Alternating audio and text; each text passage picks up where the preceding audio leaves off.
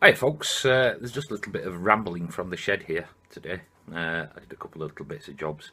I did get some really good film, or I would have done if I would have charged the GoPro up. Say no more. But I built myself a I built myself a dust Dalek. You'll see what I mean. And just a couple of the bits and pieces. It's nice to be nice. So guys, I thought I'd just show you this. It's something I've been meaning to do. It was improve me dust collection. I've just had a bit of a clean down. Now this is a filter on this new. I've had this about 6 months after that one died. Now I've been searching on internet and there's two things that could be wrong with that. Could be just as simple as a wire off, or it could be the thermal fuse, which can pick up for about a couple of dollars or a few francs. So that could be fixed.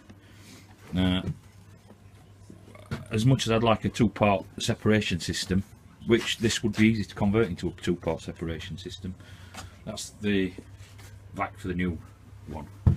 That's the size of the bag. That's how much stuff you get in it.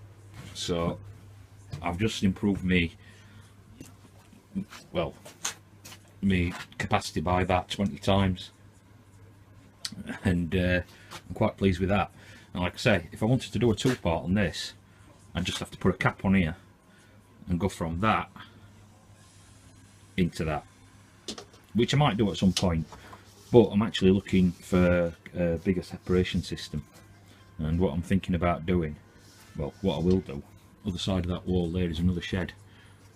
Front half it's got a lot of tools in it, and back half's got a lot of junk in it, but that stuff can be junked and, well, junked. Some of it's junk, some of it's useful junk. So, but I could put a dust collection system in there if I find a big one on offer, a decent one, and come through that wall. And there's also, I also want to put my compressor in there and come through that wall. One thing, it's loud, the compressor and the dust collection, so that'll give me a bit of a sound barrier. I'm quite pleased how this works. I've just cleaned up this bench. As you can see, filter's picking. There's a lot of stuff still catching in filter. This is a thin baffle. You've probably seen them before. I had to put this little bit in because this was a bit flappy, because it's only a plastic lid, and I didn't think about it when I cut it out how flappy it would be. So I just put that in. I slanted it that way, hoping that it would help guide the chips down more. You do get some in here because it collects on filter at the actual hoover itself, but again, that's not a big job to clean. It's a bigger job changing them and paying for bags, which is a pain in the backside. But I'll just open it up. I just made it with a blue barrel, which I've had in cellar for 10 years. It's been in oil room. There's nothing been in it, but I just fitted it up, and it gives me a huge capacity compared. You know what I mean? If I've got to clean filter, it's not a huge problem. It's just tapping it off, and most of the stuff I do is not that fine. But what I'm also thinking, don't know whether it'd help, is putting something on here to actually guide more. Well, I could probably go right way to baffle, and it might shoot it down, hopefully, and there'll even be less catching in filter. But as I said, I would go for a two-part if I get a bigger dust extraction system. Beauty of this is it's not much bigger than the actual original, as in it's obviously taller, but it's not wider, or a lot wider. I've even fitted wheels off of this onto that. That top is universal, it fits that and that, so I'll have a look, see whether I can fix that as well. If not, I'll put it upstairs in up there, and well, if not, I'll put it up there out of the way until I can be bothered to look at it. But yeah, that's basically that.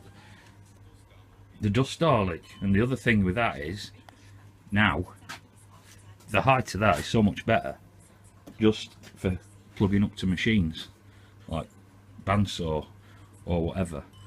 You know what I mean? I'm quite pleased. It's not the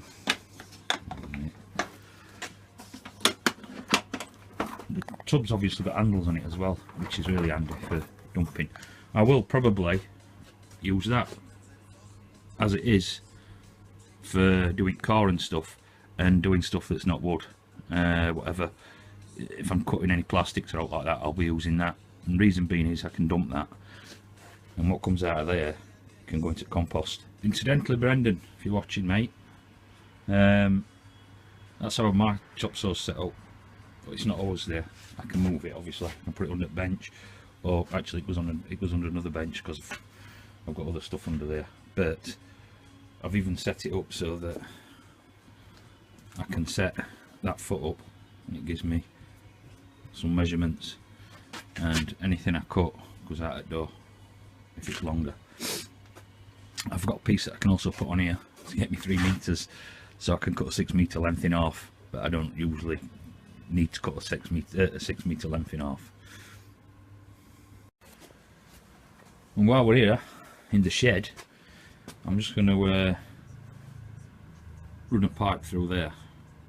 Reason, I've got electric in here, as you can see, but this is on a 6 amp, so if I run anything like the heater and the chop saw at the same time, I blow up fuse, and this is an old fuse box, it's not a trip, so I have to keep putting in fuses.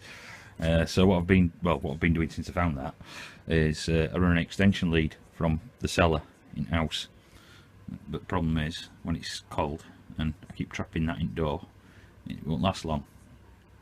So I'm going to run a pipe through there, here, so I can plug through it and pull the extension lead out. I've also got to mount an external socket onto wall outside the cellar, so that then it's so much easier to plug in and plug out, and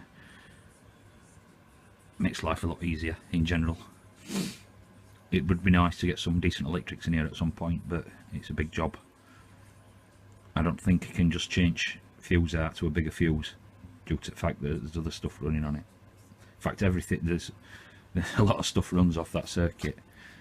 It's yeah, an old house. I don't know what they were thinking when they run a 6 amp into here just for lighting and then put a plug socket on it. But they do it a lot here in Switzerland. They've got plug sockets in the wall, which they say, oh, don't plug that in there.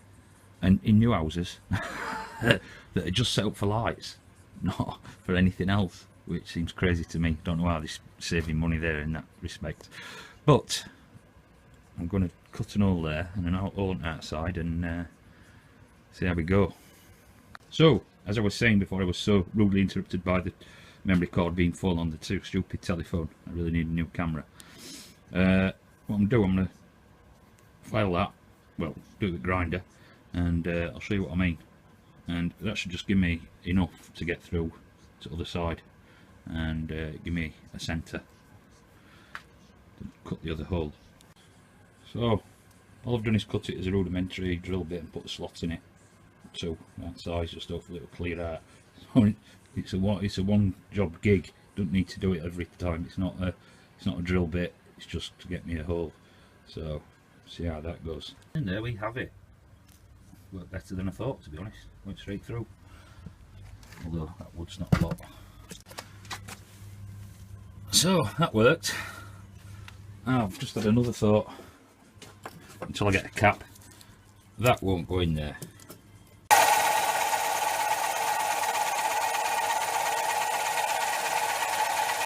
So that's that. What I've done is I've siliconed the pipe. What I've done is silicon the piping. I've just put that on, so for 2 reasons. One, so I don't lose it and sweep it up. The other, so I can pull it out like that. I've done exactly the same on the outside.